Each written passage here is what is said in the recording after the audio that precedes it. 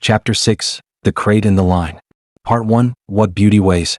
Morning at Seaview began with gulls and Sophie swearing. Claire dressed in denim and a white blouse. She checked her phone. No new messages from Nathaniel, one from her mother asking if she'd eaten, another from Evan with a photo of the repaired pipe. Nathaniel entered on the tail of sea air. 10 minutes, he told Claire. Then we go. They drove back to the city just past noon, the coastline unraveling like thread from a spool. Skyline Tower waited. Inside his apartment, the crate stood where she'd last seen it, white, immaculate, accused of being inevitable. He fetched a crowbar from a cabinet with wrenches arranged by height. Ready? He asked. Open it, she said. Wood yielded with a satisfying complaint. He pried panels free, set them aside.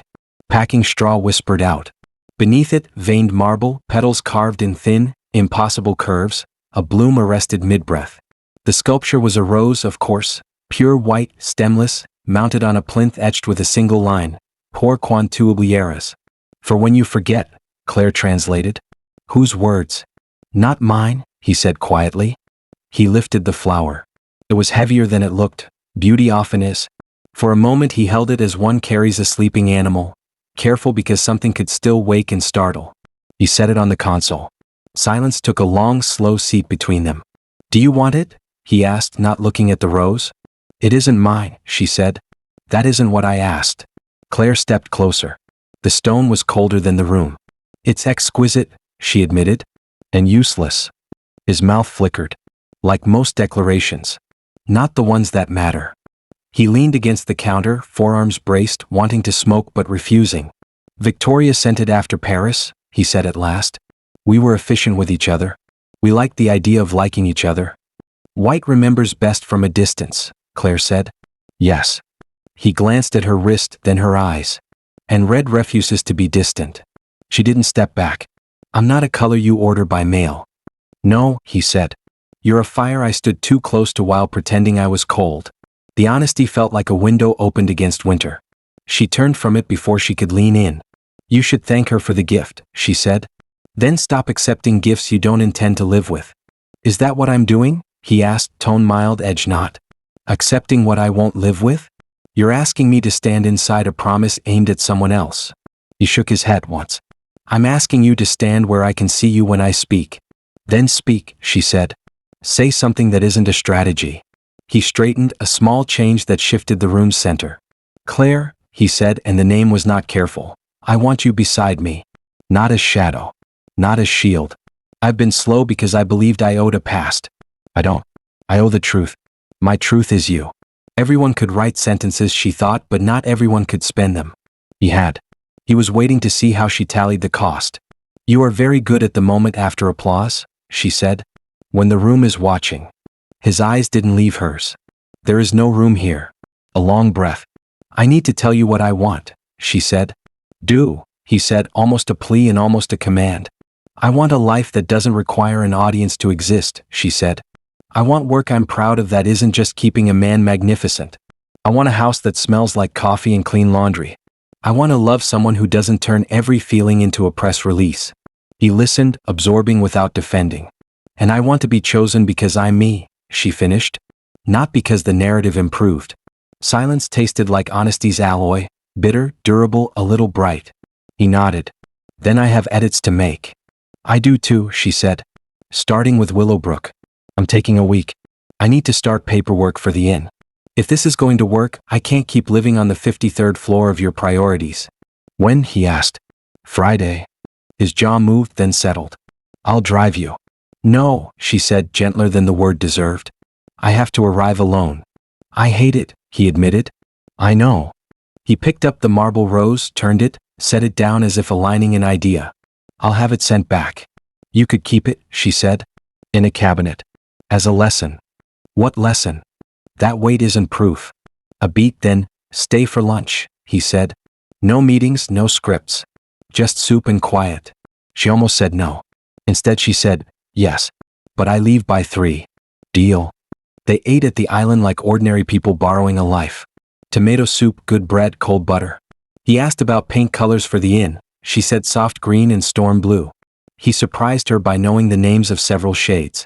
Julian painted during a crisis, he said. I copied his research. Afterward, he walked her to the door and didn't touch her. It felt like caution and respect and a lack she would think about later. In the elevator, Claire watched her reflection. She had not said yes. She had not said no. She had written a boundary where a vow usually went and called it enough for now. On the street, the day smelled like wet pavement and possibility. She texted Sophie, bringing dinner. Also, Friday Willowbrook for a week. Sophie replied with exclamation points and a skull, which was the same as a hug. Claire started toward the market. Behind her, somewhere on the 52nd floor, a man considered a white rose and a red dress in the space between them, and began finally to choose. Sophie was waiting with takeout and a look that mixed pride with suspicion. Claire set the paper bag on the counter, not ready to unpack it or the day. Well? Sophie asked. Is the marble metaphor gone? Going, Claire said. Courier at 4. He'll send it back. That's surprisingly adult of him. He asked what I wanted. I told him a life. Claire leaned against the counter. I'm going to Willowbrook on Friday. A week. Sophie blinked, then grinned. You're finally doing it? Paperwork, paint chips, wholesome mess. Storm green and a blue like rain, Claire said. He knew the names. Of course he did. Sophie speared a dumpling. How are you? Shaken. Certain. Good, Sophie said softly. Bring boots. The inn's bones will fight you. Wednesday and Thursday crowded her calendar like tide. She executed with practiced calm, sharpening documents, stitching defenses. The foreign bid tested their perimeter with polite malice. Claire drafted a statement that promised rigor and delivered smoke, then built a real plan under it. Nathaniel kept his distance and didn't. He stopped by her desk to ask one question and leave behind 3 answers. At noon on Thursday, she watched a courier carry the white crate away. Nathaniel signed the manifest with a clean stroke and no flourish. When he caught Claire watching, he nodded once, acknowledgement without theater. That afternoon, Naomi slid in, haloed by rumor. Langford asked comms for our photos from Orion, she said. Official copies. For her scrapbook? Sophie muttered. For accuracy, Naomi said delicately. She's releasing a statement about her time abroad. Elegant, chilly, nothing incendiary. Good, Claire said. Let it be quiet. At 6, Claire packed the Willowbrook folder, locked her drawers, and told Julian where to bury anything that burned. He saluted with a pen. Try not to answer email. I make no promises, she said, then added, Thank you, Julian. He smiled, a little lopsided and very loyal. For what? For being the person who doesn't make me smaller. Night had taken the edges off the city when Claire stepped onto the plaza. The Orion breathed red low, white high. The wind had teeth. She wrapped her scarf tighter and started toward the station where she'd left her car. The first sign was the flicker of a shadow breaking its pattern. The second was a footstep that didn't match the rest. She turned exactly as a hand snatched for her tote. Instinct beat fear. She pivoted, wrenched the strap free and planted hard. The man, a lean shape in a hood, reached again. Don't, she said, voice level. He grabbed anyway. A blow came from nowhere, clean and contained. Nathaniel, not running so much as arriving, hand chopping the man's forearm, shoulder rolling the momentum away. Security flashed. Ortiz's team closed like a tide. The man bolted. 2 guards peeled after him. The rest made a wall. Nathaniel didn't touch Claire until the perimeter held. Then he did, fingers light on her elbow as if asking Skin's permission. You okay? He asked. Her heart was a drum. Her voice was iron. Yes. Did he hurt you? No. Ortiz returned, breath steady. We've got his face on 3 angles. Looks hired, not desperate. By who? Nathaniel asked. Ortiz's look said the list was long. We'll know more in an hour. Claire exhaled. I'm still going Friday. Nathaniel's mouth was a hard line. With a security detail. With my car, she countered. Claire. Don't make my leaving your project, she said, softer. I need it to be mine.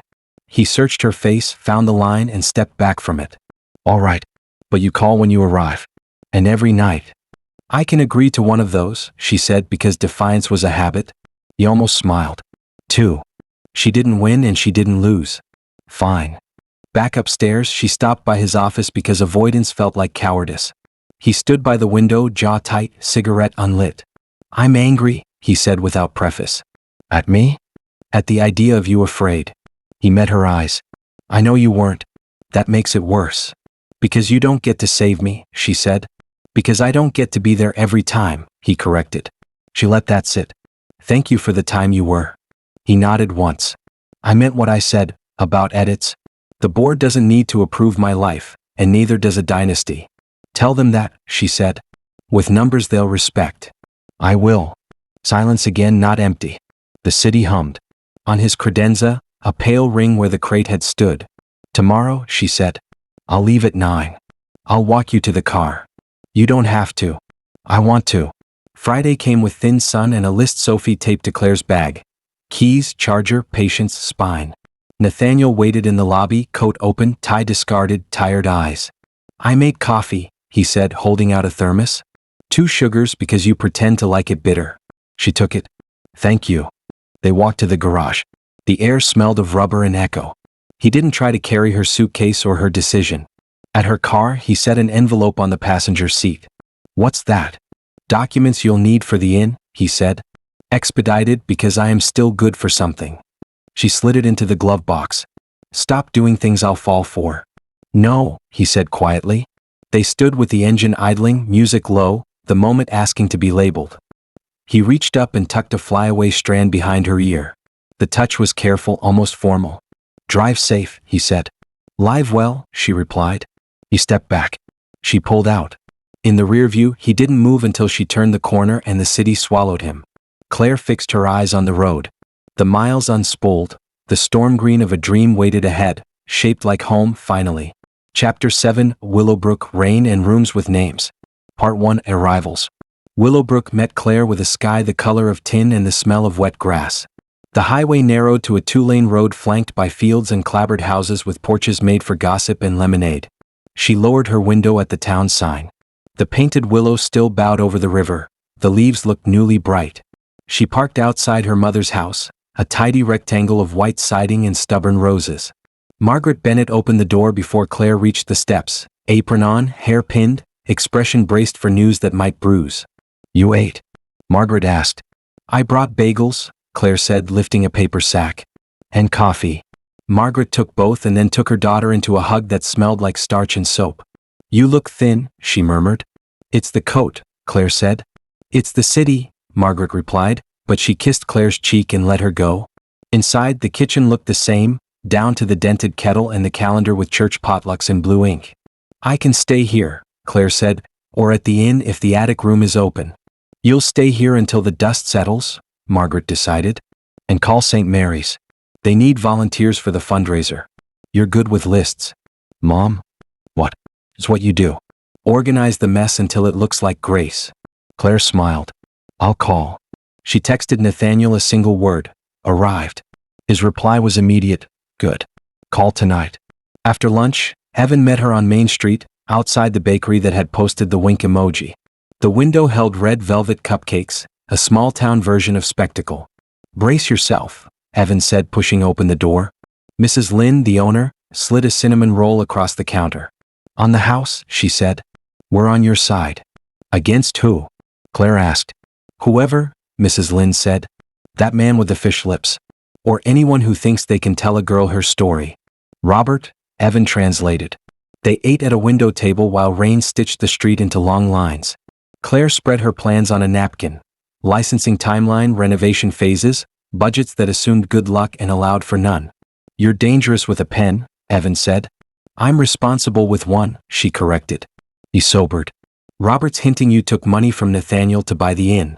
Claire stared at her coffee, a dark coin trembling against the rim. I didn't. I know. I told him. He said a woman doesn't get far on grit alone. Then he's never met grit, Claire said.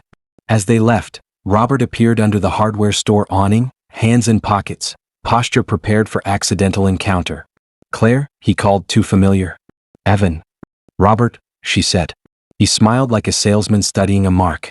Heard the city finally tired you out. Thought you'd remember where you belong. I remember, she said calmly. It's not with you. He chuckled. That Cross fellow keeping a seat warm while you build an alibi with Evan?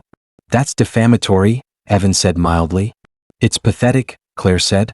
Find another hobby. Robert's smile thinned. People are talking. Then they should talk to me, she said. Not about me. He stepped closer, lowering his voice. You always thought you were better. You left. You'll leave again. Probably, she said. Every time the room gets small. They toured the inn next. The building sat 2 blocks from the river, a gracious relic with peeling paint and a porch that sighed under its own stories. The lock stuck. Evan shouldered it. The front room held a reception desk with a cracked bell. What will you call it? Evan asked. Not her, Claire said, then softened. The Willow House. Or First Light. Something that feels like morning. Upstairs, the attic room waited with slanted ceilings and a dormer window that framed the rain. Claire ran a hand along the sill. I used to think freedom was far, she said. And now? I think it might be someplace I can sweep. Her phone buzzed. Sophie, your mom says dinner at 6. I told her you'll be early and hungry. Also, you left Nathaniel's thermos. Back on Main Street, a flyer fluttered on the board. St. Mary's fundraiser, auction night. Claire pulled the tab for volunteer sign-up. Organize the mess, she murmured. She'd run numbers. She could run raffles and folding chairs and delicate egos all the same. On short notice, well. At the corner by the pharmacy, an SUV drifted too close, spattering them with clean, shallow water. Claire had time to register tinted windows, a plate half hidden by mud, a feeling like being watched by something pretending not to be. Out-of-towner, Evan said. Maybe, she said. That night, she washed lettuce and listened to Margaret review The Known Universe. The pipe was fixed. Pastor Allen's wife had shingles. The school wanted new bleachers.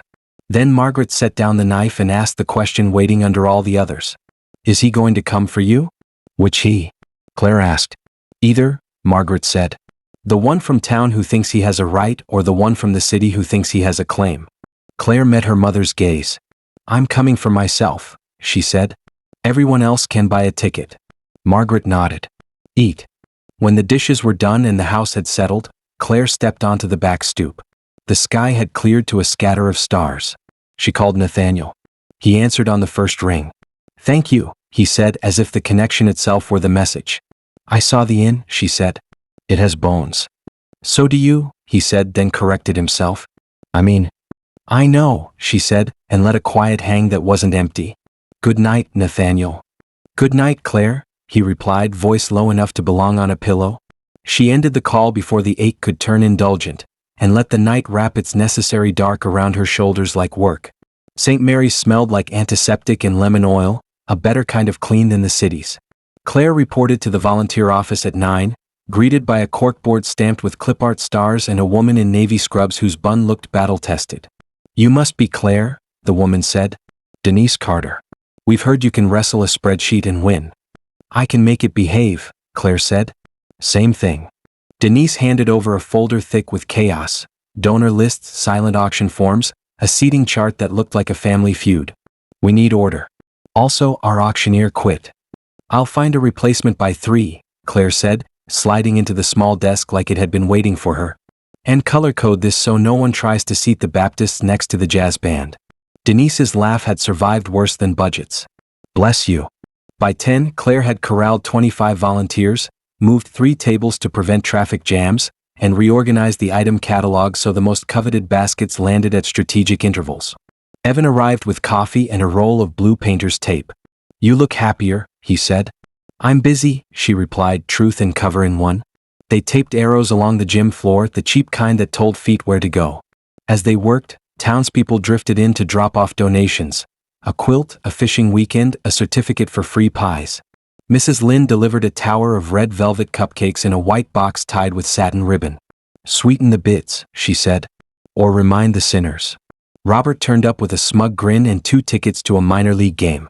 Thought I'd support the cause, he said loud enough to travel. And see if Claire needed help lifting anything heavy. We've got it, Claire said without looking up. Denise could use someone to run flyers to the pharmacy. Robert's smile tightened. Errand boy isn't my style. Then try donor, Claire said. The pie auction is merciless. He hovered, fishing for an audience, then drifted off when he didn't catch one. Evan bumped Claire's shoulder. You dispatch beautifully. I redirect, she said. No one notices if you make the new path shorter. At noon, a text from an unknown number popped up. Mrs. Carter gave me your contact. My name's Miguel Ortiz. I sometimes auction charity nights for St. Vincent's. Happy to step in if needed. Claire blinked, then smiled. Ortiz, Nathaniel's head of security. She typed back before suspicion could turn into refusal. We'd be grateful. 7 p.m. Friday. Thank you. After a beat she added, please, no fanfare. A minute later, another text. Understood. Quietly useful is a specialty. She could hear Ortiz's voice in the phrasing and decide not to be annoyed that Nathaniel's net had reached this far. Useful was useful. Boundaries were a separate ledger. She found Denise in the break room. Auctioneer secured, Claire said. Already? Denise pressed a hand to her chest. Sign me up for whatever cult you run.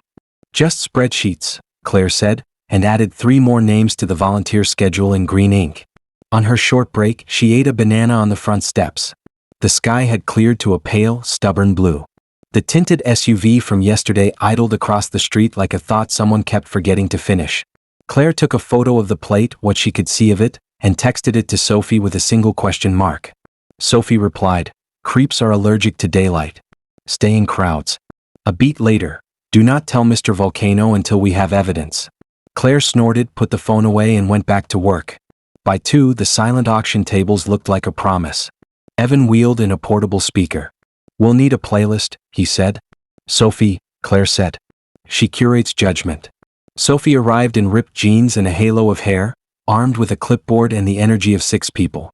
I brought labels, a label maker, and the righteous fury of a woman who refuses to let the Methodist ladies sabotage the dessert table again.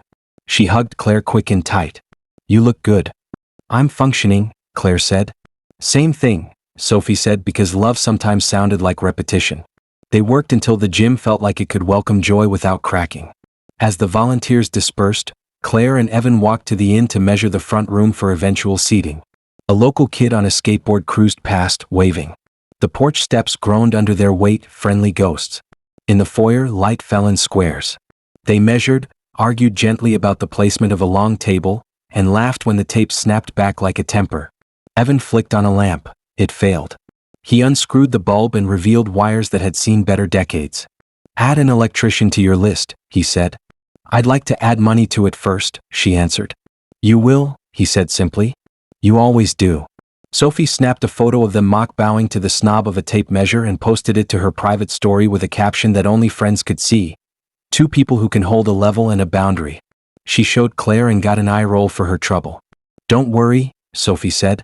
It's locked down. Nathaniel does not follow my secret art.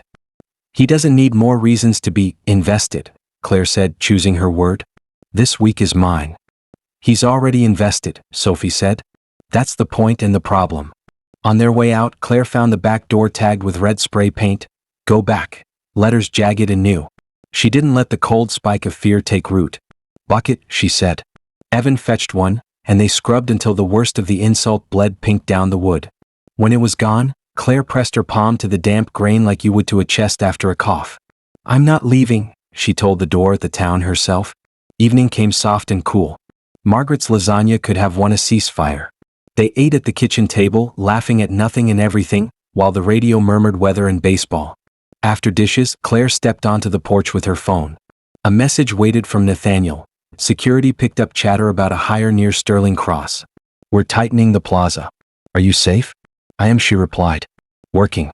Fundraiser Friday. Don't send an army. I won't, he wrote. Just one auctioneer. You'll like him. She closed her eyes, smiled despite herself, then typed. Thank you. Boundaries still apply. Noted, he sent back.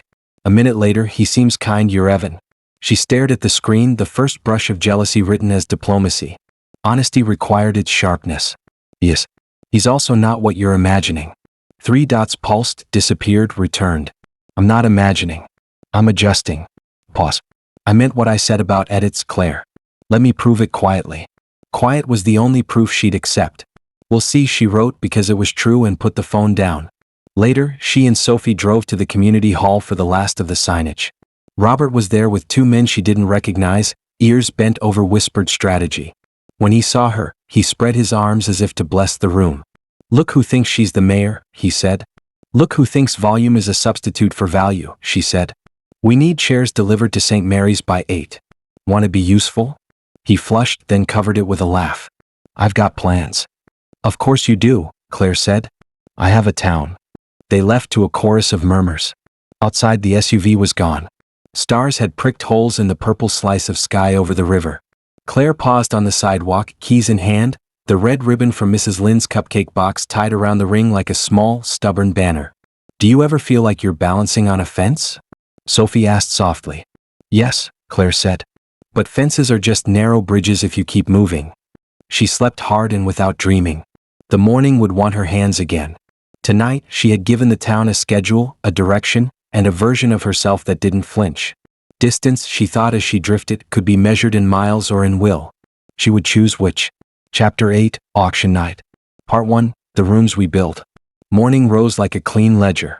Claire brewed coffee in her mother's kitchen and wrote a list on the back of a church flyer. Table numbers, bidder paddles, check-in flow. At St. Mary's, the floor shone. Denise waved from a folding table. "Our miracle worker," she called. "The florist is late, the sandwich tray's early, and the jazz trio wants to be paid in pie." "Approve 1 pie each," Claire said. "Ban leftovers from the green room until after 9. Sophie arrived with clipboards and the air of a drill sergeant who preferred lace. "Color coding complete," she reported. "Also, the dessert table is under surveillance." Evan handled logistics with the ease of someone who owned more tools than theories. He and 2 volunteers strung bistro lights while Claire and Denise walked the traffic plan. Enter left, peruse right, don't clog the quilts. The silent auction spread like a constellation. Gift baskets. A weekend at Seaview donated anonymously, a framed photograph of the river in early fog. At 11, a man in a navy suit approached carrying a modest briefcase. "Ms. Bennett?" "Yes," Claire said. "Miguel Ortiz. Here to help." "Off duty." "Welcome," she said. He set the briefcase down. Inside lay a wooden gavel, numbered paddles, a tin of mints. "I borrowed the gavel," he said. "The mints are mine." Claire showed Ortiz the stage and the cues. "Keep high-ticket items spaced. Build momentum, not mutiny." "Copy," he said. "I'll do the calm thing loudly." By 2, the gym was half transformed. Volunteers taped seat numbers. The jazz trio rehearsed. Claire adjusted a microphone, a volunteer's expectations, her own breathing. Outside, the tinted SUV slid past again, not lingering, noticing. Robert came at 3 with 2 men who smelled like petty victories. He examined the list, then Claire. "Big night," he said. "For the hospital, yes," Claire replied. He picked up a paddle, smirked. "Think Cross will phone in a bid?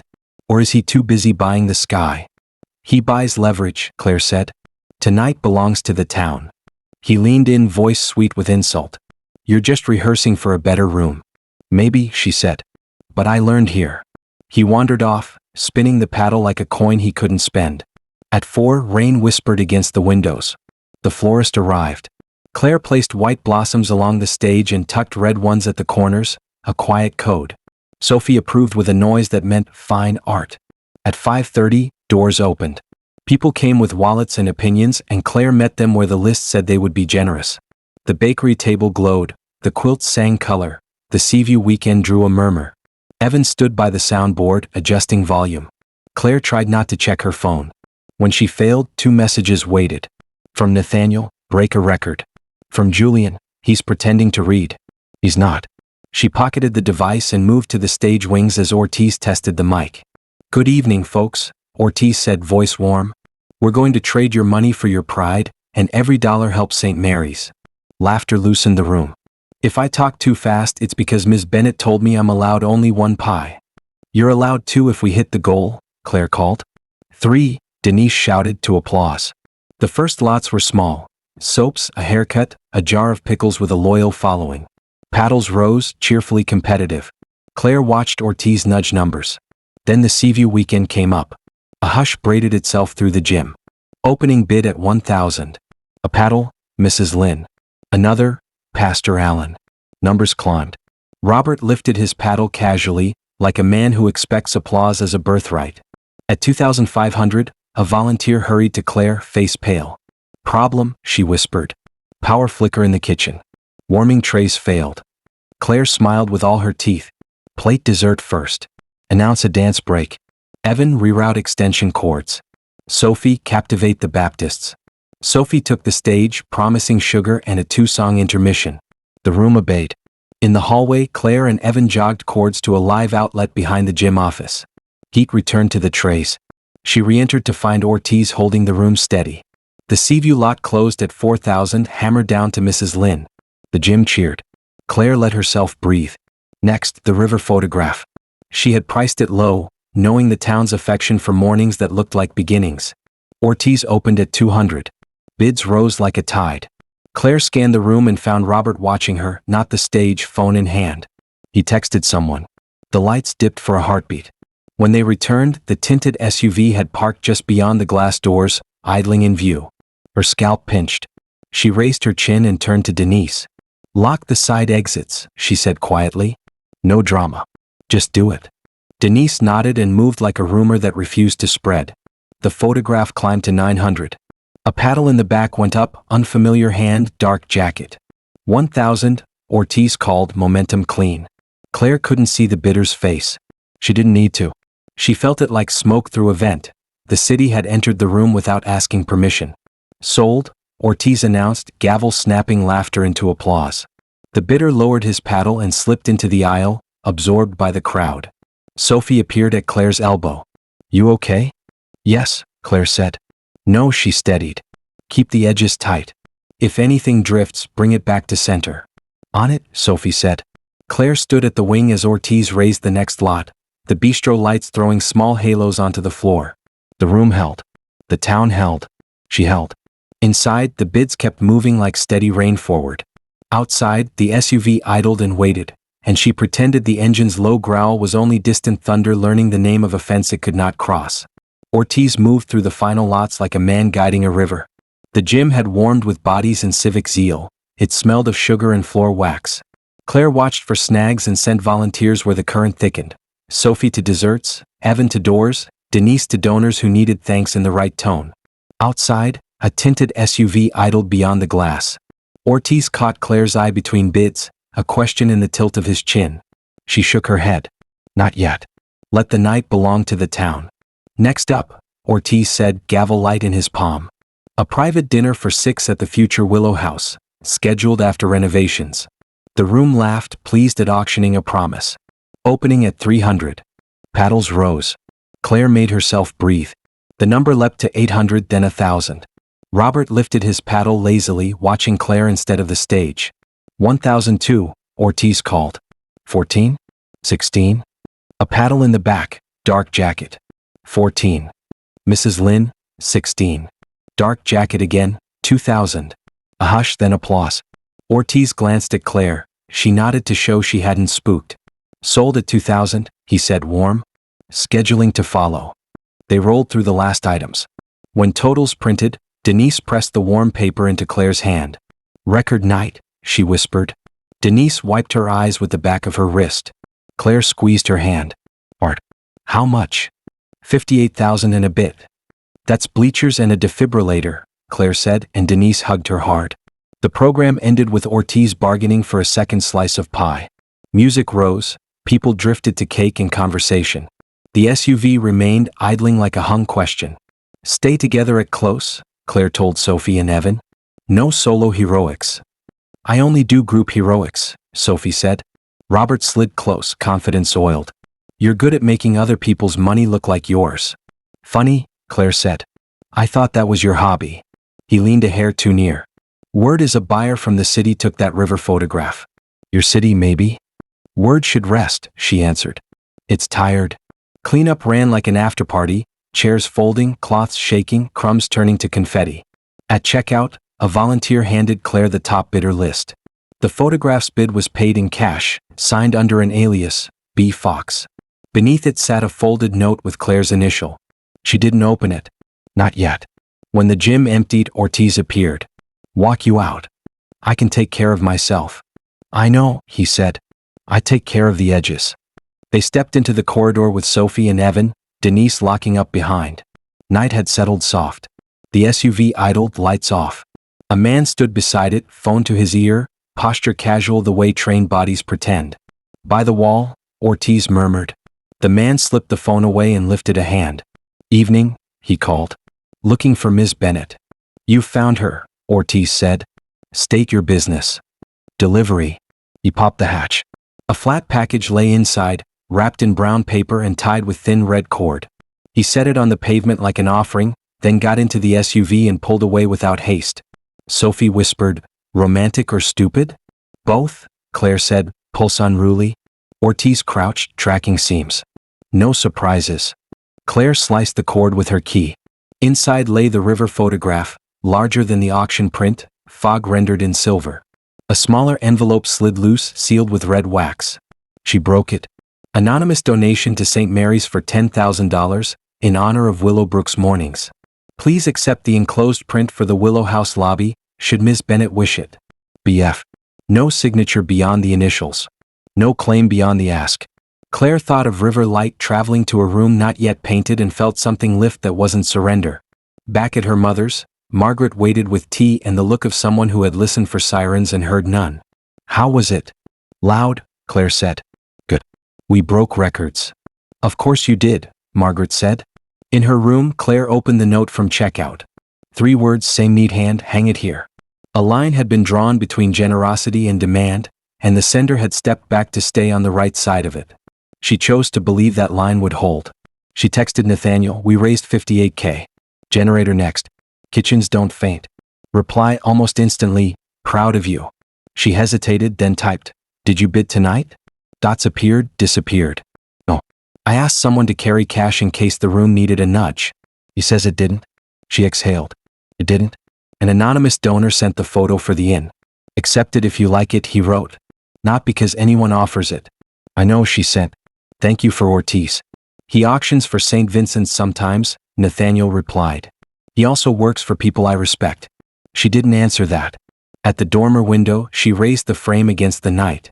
The river in the image looked like the one 2 blocks away, except this one caught the instant before the sun admits defeat is temporary. Morning had been framed and made portable. Willowbrook would open its eyes and see itself and know it had been seen. Claire set the photograph against the wall and lay down.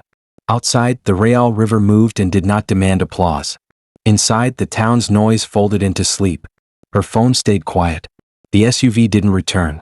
She thought of how a bid becomes a promise and decided to keep only the promises she made to herself first. Then, if there was room, the rest. Sleep came like weather choosing a direction. Tomorrow would ask for paint chips, electricians, lists. She would answer. And when the city called, and it would, she would answer in her own time. For now, night did what night does when invited kindly. It stayed and kept watch. Chapter 9, Wires, Walls, and Weather. Part 1, What We Keep. Morning came with the stubborn brightness Willowbrook saved for days that needed mending. Claire laced her boots and walked to the inn with a thermos. The river wore a thin shawl of fog. Evan was on the porch, prying at a rusted nail. "Electrician at 9, he said. "Plumber at 10. Denise sent muffins."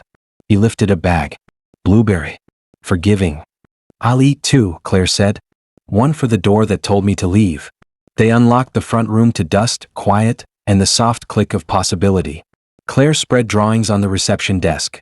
A lobby painted storm green, a corner with chairs that would make tired people feel less alone, a landing lined with books. "You draw like you already live here," Evan said. "I do," she answered. "In my head." The electrician, a woman named Joy with a braid, arrived at 9 with a clipboard. She tested outlets, frowned at the breaker box, and delivered the verdict. "You've got bones," Joy said. "But the wiring is a thrift store sweater. Pretty from across the room, dangerous up close." "Translate to currency," Claire said.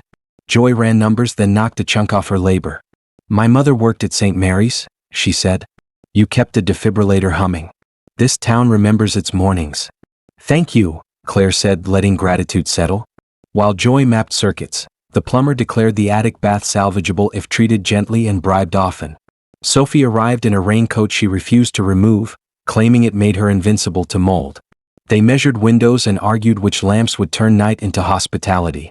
At 11, Claire's phone buzzed. A link from Naomi, Victoria's statement dropped. It was cool and exquisitely non-committal. Paris broadened her work, friendships travel, she wished every city clarity and kindness. The photo showed her in white, edges smooth. Sophie read over her shoulder. Translation: she won't marry anyone's narrative, including his. "Or mine," Claire said. Relief rustled, dry and cautious. "Good." She didn't forward it to Nathaniel. He would have already weighed it like a prospectus. Mrs. Lynn arrived with jasmine tea and a rumor that Robert had pitched a column about values and outsiders. Values don't need spokesmen, Claire said. They need evidence. By noon the sky darkened as if someone had exhaled a story across it. Rain came patient and straight. Evan rolled tarps over lumber. Claire walked the rooms and named them under her breath, testing sounds against air. Riverlight, hearth, north meadow, starlings. Her phone hummed. Nathaniel, board meeting went feral. We prevailed. How's your wiring? Held together by optimism and a woman named Joy, she typed. Hire Joy forever. She's booked. We're negotiating with muffins. Boss, I miss you. She closed her eyes. Rain stitched the roof. Choices pressed politely. I'm working, she said. So am I, he wrote. Missing is compatible with competence. She set the phone face down and returned to the ledger of outlets and costs. She had chosen a world that did not require a witness to exist. In the afternoon, Denise stopped by with hospital forms. You turned a fundraiser into a campaign, she said. People are still calling. Save some for next year, Claire said, initialing lines.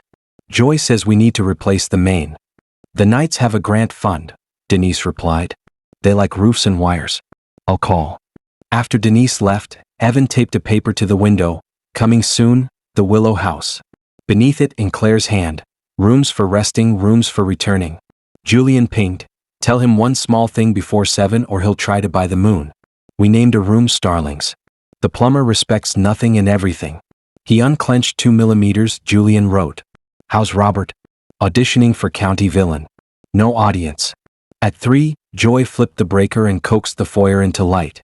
Warm glow pooled on the floorboards, and the air changed from possible to probable. Claire poured tea into paper cups and passed them like communion. The door opened and Robert stepped in without knocking.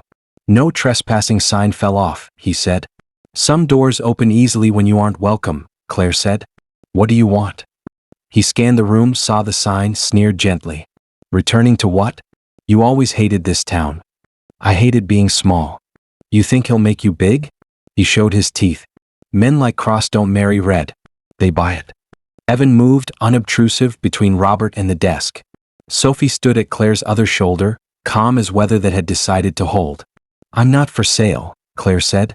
Everyone's for sale. Price is circumstance. Then your circumstances are cheap. He took a step closer. You'll leave again. You always leave. Maybe, she said. But not because you pushed. Joy appeared from the hallway, wrench in hand.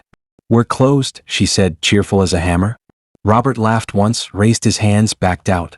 See you in the paper, he said, and left. When the door clicked, Claire let out the breath she'd pretended she hadn't been holding. Sophie bumped her hip. You didn't even metaphorical knife him. I'm proud. I'm tired, Claire said. Pride can share a seat with fatigue. By late afternoon the rain softened to a mist. Margaret arrived with soup in a slow cooker and instructions to feed every human within reach. They ate on overturned milk crates while light gathered and decided to stay. Before locking up, Claire stood in the doorway and listened to the quiet hum of an honest building. She texted Nathaniel without editing. We named rooms. We argued with wires. We won a little. A moment later, that's everything I needed to hear. Then, after a beat that felt like a man learning to measure, good night, Claire. I'll try to let the moon handle itself. She laughed, locked the door, and walked home under a sky that had decided to forgive, at least until morning, for one night. Evening slid in the way small towns prefer. Porch lights early, rain rinsed from the streets, gossip softening into errands. In the Willow House foyer, Claire marked a taped line from the desk to the door, a boundary she could point to if anyone tried to blur it. Joy's notes marked the breaker. Sophie's playlist kept time. Last circuit stable, Evan said, closing the panel. Tomorrow we can start sanding. Tomorrow we start everything, Claire answered. Headlights washed the windows. He's back, she said. Evan peered through lace. The same tinted SUV idled across the street. He wants to be seen. Let him see this, Claire said, gesturing to buckets and lists. We lock up in 5. They moved room to room, learning the building's mood. The back doors cough, the front chains click. Outside, air smelled of cut grass and wet asphalt. The SUV drifted away as if tugged. At Margaret's, onions softened on the stove. Claire chopped carrots while her mother recited who had bid on pies and who had cheated at cornhole last summer. After dinner she took a bowl to the stoop and called Sophie. Report, Sophie said. Joy's a miracle, mildew is demoted, the SUV circled. I ran the plate, Sophie replied. Rental paid cash, returned this morning. Doesn't mean the creep retired. Just less obvious. Good, Claire said. Also, tell your playlist that brass and rain equals religion. Consider me ordained. P.S. Nathaniel emailed me about sconces. Claire groaned. Of course. I told him dimmers require your blessing. Her phone buzzed after the call. How are you? Nathaniel. Tired. Useful. You. Editing, he wrote. Security traced your mugger to a burner hire. Not local. I'm fine, she said. Joy is scarier than crime. I'll send her pie, he replied. Morning returned with stubborn brightness. Claire laced boots, walked to the inn beside thin fog on the river, and met Evan under the porch eaves. Electrician at 9, he said. Plumber at 10. Denise sent muffins. I'll eat too, she said. Joy arrived with a clipboard and a braid, coaxed cents from the breaker and knocked labor off the quote. My mother worked at St. Mary's, she said. I'll make the wires behave. Deal, Claire said. They painted test squares on the lobby wall. 3 greens, 2 blues, white trim that refused to apologize. Sophie arrived with a level and the righteous fury of someone who mistrusted lamps. The plumber examined the attic sink and called it half-feral, educable. At noon Naomi pinged a link, Victoria's statement. Cool, courteous, not incendiary. Claire read relief like weather. Mrs. Lynn delivered jasmine tea and news that Robert had pitched a column on values and outsiders. Values don't need spokesmen, Claire said. They need evidence. A sliver of sun pushed through. Evan read out a quote for refinishing floors. Painful. Necessary, Claire said. At 3 Joy flipped the breaker. Warm light pooled on boards, and the room shifted from possible to probable. Claire poured tea into paper cups and passed them like communion. The door opened. Robert stepped in without knocking, eyes measuring. No trespassing sign fell off, he said. Some doors open easier to the wrong people, Claire replied. State your business. Civic curiosity. He nodded at the sign. Coming soon, the Willow House. Returning to what? To rooms where tired people can put down armor, she said. You left.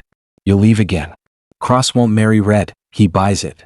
Evan eased between them, unobtrusive as a wall. Sophie stood at Claire's other shoulder like weather deciding to hold. I'm not for sale, Claire said. Everyone's for sale. Price is circumstance. Then your circumstances are cheap. Joy appeared with a wrench. We're closed. Robert lifted his hands and backed out. See you in the paper. When the door clicked, Claire let out the breath she'd denied. Sophie bumped her hip. No metaphorical knife? I'm devastated. I'm tired, Claire said. Evening folded along the street. Children's tin bells on the river tinked. Claire stood with Evan and Sophie on the porch and imagined a summer with full rooms, coffee, a lobby where strangers recognized themselves. Julian texted, tell him one small thing before 7 or he'll try to buy the moon. 2 more days here, she wrote. Then I'll return and finish our fire drill. If he behaves. He unclenched, Julian replied. Back at Margaret's, a small envelope waited on the step, damp but intact. Inside lay a clipping of 16-year-old Claire at County Science Fair, ribbon crushed, smile fierce. Someone had printed in block letters, everyone leaves. She stared until the cruelty shrank to its size. Then she folded the clipping like a receipt for nothing she'd ever owe and fed it to the trash with ceremony to feel like refusal. Margaret watched from the doorway. Baby, she said. I'm fine, Claire answered. Some people mail their fear. She walked to the inn under a sky scrubbed clean. The paint swatches had dried into their truest selves. She chose the green that looked like forgiveness after weather and wrote its name small on the wall, North Meadow. She loaded a roller and began. By noon, the first wall glowed. Every stroke felt like a sentence in a language she'd wanted to speak. Evan laughed when paint kissed her wrist. Sophie filmed 3 seconds for her private story and called it art. Claire stepped back and let the room look like future. Her phone buzzed. Tell me a color, Nathaniel wrote. She sent a photo. North Meadow. Hallway, starlings. I'll wear it when I visit, he said. Visit, don't rescue. Copy. Editing for that too. Claire set the phone down and lifted the roller. Outside, the town carried its noise on smaller shoulders. Inside, the Willow House took a breath and decided to stay. And Claire, steady on a ladder, sleeves speckled in the green she'd chosen, believed for the first clean minute in years that unrequited did not have to mean unlived. It could be a bridge and she was already walking. Chapter 10, The Bridge Back. Part 1, Soft Openings. The morning she meant to choose paint for the stairwell, the town chose paperwork instead. At the county office, a clerk stamped forms with priestly solemnity. Conditional approval, she said. Electrical final next week. You're fast. I'm motivated, Claire said. Motivation is half the permit. Outside, air smelled of wet cedar and bread. Claire texted Joy a photo of the stamp. Joy replied with a wrench emoji. At the Willow House, Evan had rolled drop cloths. Floor sander at 2, he said. We'll stage the lobby, Claire answered. People need to see a beginning. She hung the river photograph where morning found it, wire tight, level true. The room's breath changed as if it recognized itself. Her phone buzzed. Nathaniel, I can be there by 3. Alone. No suits. May I come? She typed, if you can be small. I'll practice. Margaret insisted on feeding him first. No one negotiates on an empty stomach, she said, lining racks with shortbread. The Willow House would live on goodwill and butter. At 2:15 the sander growled. Sawdust rose like weather. Claire tied a scarf and worked edges with a hand block, persuading them smooth. Headlights paused at the curb at 3. Not the usual black car, but a gray sedan with road dust. Nathaniel stepped out without armor, dark sweater, jeans, no watch a dynasty would read. He looked bigger and less sharp, a man without scaffolding. Margaret met him on the porch, dish towel. Mr. Cross. Nathaniel, please, he said. She nodded. Wash up. Soup's in 5. He obeyed. That small verb loosened something in Claire she refused to name. In the kitchen, steam lifted from the pot. Margaret said grace with brevity. Nathaniel said amen without flinching and ate like a man who understood food as language, careful, listening. Your work keeps her late, Margaret said, not accusing. It won't, he answered. Not anymore. Have less to say, Margaret told him, then passed the bread. He took the correction as if enrolled in a dialect that didn't care about his resume. After, he dried dishes, sleeves pushed to his forearms. The image lodged where Claire kept complicated comforts. They crossed to the Willow House on foot. He paused inside the door, taking in the green walls, taped edges, the photograph pinned like a promise to the lobby's heart. North Meadow, he said, reading the pencil note. You chose right. You'd argue if I hadn't. I'd repaint at night and deny everything, he said, almost smiling. The sander whirred upstairs. Evan called a greeting. Nathaniel put his hands in his pockets to keep them from doing something. Where do you want me? He asked. You don't have to help. I want to. She handed him chair glides. Put these on the feet before the floors are finished. Quiet help, no speeches. He crouched on the drop cloth, large hands gentle with small tasks. Claire taped trim, brushed white along the baseboard, and tried not to watch the way he made himself smaller than the room. Robert arrived, swagger thin under a borrowed jacket. He stopped just inside and inhaled as if virtue had an odor. Afternoon. Heard the boardroom followed you home. Nathaniel didn't stand. He fitted a felt pad and set the chair down without scraping. Afternoon, he said, bland. Robert's gaze cut to Claire. You letting him buy the ribbon cutting? I'm letting him install felt, she said. It seems to be going well. We print next week, Robert said. Girl leaves, girl returns, city man visits with checkbook. Leave it, Robert, Evan called from the landing. Ask better questions, Claire said, wiping paint. Like how a town learns generosity without selling itself. Generosity is what rich people call PR, Robert said. Nathaniel finally stood, not looming, just present. Sometimes it's what tired people call survival, he said. You should try it. Robert measured him. You think you can stay? You don't speak the language. I'm learning, Nathaniel said and went back to the chair glides. Robert's mouth flattened. You always thought you were special, Claire. Maybe he told you so. A year from now you'll be a story I fold into a column, and you'll be back in the city watching him marry someone easier. Then buy better ink, Claire said. It keeps smearing. He left with a scrape of ego. The door shut. The sander wound down. Claire breathed. Nathaniel didn't comment. He finished the last chair, set it carefully upright, and gave her the small rubber bag. Trash. Recycling, she said, absurdly moved. They hung coat hooks together in the hall. He held the level, she marked studs. He drove screws without cracking plaster. When the last hook set straight, she felt the click of a room becoming ready for a life. Thank you, she said. Don't thank me for the easy things, he said, softened. Thank me if I keep learning. She looked at him and saw both the man who could move a market and the one who could wash a bowl. One tugged, steady as tide. She stepped back from it the way you step from a cliff. I have to do more before there's anything to thank, she said. I know, he answered. I'm here to make room for the part where you don't have to do it alone. Without eclipsing it. Without eclipsing it, he agreed. They stood in the doorway and watched the light change. Outside, the street learned the shape of evening. Inside, the willow house practiced being a home. The Sanders slept. The house listened softly. When he left, he didn't ask for anything. He touched the door frame the way people touch something they hope to see again, a small, private pledge, and walked to Margaret's to say thank you. Claire watched him go and decided that if he kept showing up like this, the gray might soften into a color she could live with and still call her own. They left the willow house at dusk, sawdust on their sleeves like proof of work. At Margaret's, tea waited with the last shortbread. The roses by the porch were still quarreling, white on one side, red on the other. Kitchen window sticks, Margaret said, handing Nathaniel a screwdriver as if to a son-in-law she meant to train. He coaxed the swollen sash until it slid. Sanding when it's dry, he said. Things worth opening usually need it, Margaret replied. They ate standing at the counter. Nathaniel pinched a dead bloom from the white rose and caught a thorn. A bead of red brightened on his thumb. Hold still, Claire said. She wrapped his hand in a paper towel. His skin smelled like cedar and her mother's soap. Her pulse argued with restraint and almost won. Occupational hazard, he murmured. Of gardening? Of wanting something I don't yet know how to touch. She released him. You aren't careful by instinct. I'm learning, he said, not reaching for her again. They crossed back to the inn with a box of books bought on his drive. Travelogues, a battered cookbook, a slim book of poems. Thrift store, he admitted. Paid in cash and humility. The cashier approved, she teased. Grudgingly, he said, shelving spines with gentle hands. He studied the river photograph on the wall. I didn't send it. I know, she said. Trust, quiet as breath. A neighbor rapped on the door. Hinges, she told Claire. Backsteps complain. Know a man with a drill? I travel with one now, Nathaniel said and went. He returned 20 minutes later with graphite on his wrist and the pleased look of someone allowed to be useful.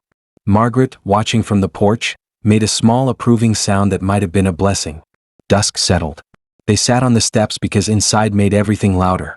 The roses perfumed the air like an argument softened by weather. Victoria released her statement, Claire said. Kind vague. I saw. She closed that door without slamming it. And you? I'm not knocking, he said. I told the board the same. Comms fainted delicately. She laughed. You get paid to manage fainting. Not tonight. Headlights drifted past, slow, deliberate. The same tinted SUV idled at the corner, then slid on. Nathaniel's gaze cut toward it, sharpened. Security flagged a rental looping near you, he said. Ortiz has a plate fragment. I know, she said. We took a photo. It hasn't returned since the fundraiser. It just did. Don't make this your project, she added. Not here. His mouth tightened, then eased. I'll keep it quiet. But I won't pretend I didn't see it. Seeing isn't the same as staging a response. Sometimes it is, he said, and then because she was watching, amended, not tonight. Evan texted, Floor Sanders survived. Joy says Breaker's an angel. She showed him. He smiled. The SUV vanished like a thought left unfinished. She breathed out. His phone vibrated. He ignored it. It insisted. He glanced at the screen. Hostile bid is accelerating. They're pushing toward a proxy. You should go. I know. He still didn't stand. Nathaniel, she said gentler. Go. He rose as if permission had weight. I'll drive back and forth this week, he said. Quietly. You don't have to see me unless you want to. You don't have to do that. I want to. She handed him the thermos he'd given her days ago, washed and refilled. For the road. He took it like a promise on loan. I'll text when I arrive. I'll answer if I'm not sanding. On impulse he touched the porch post again, that private pledge. Then he paused in front of her, hands at his sides, and lowered his head a fraction, asking without asking. She smoothed the snag in his sweater's knit. It was almost nothing and exactly what she could give. Drive safe, she said. Live well, he returned, the ritual they seemed to be building. He left in the gray sedan. The street swallowed him. Claire called St. Mary's about the generator. The fundraiser money had already shortened delivery time. Later, alone in the lobby with the books and the photograph, she wrote 3 emails. County occupancy, Joy for Monday, herself, a draft resignation letter that didn't sound like running. Sophie found her there. He left without setting anything on fire, she said. Growth or missed opportunity? Both, Claire said. I need him to grow more than I need him to burn. They locked the back door, checked the front chain twice. Claire stood with her palm on the cool glass and pictured the lobby full, voices low, cups warm, storms deposited at the threshold. Her phone buzzed. Arrived, Nathaniel wrote. The bid is ugly. We'll manage. I'm practicing small. A second. North Meadow looks like a place I could learn how to be. She read it until hope did its contradictory work. Expand and brace. The room is for everyone, she typed. Including you if you behave. After a beat, good night. At Margaret's, the neighborhood hummed, TVs, a dog settling, gutters ticking cool.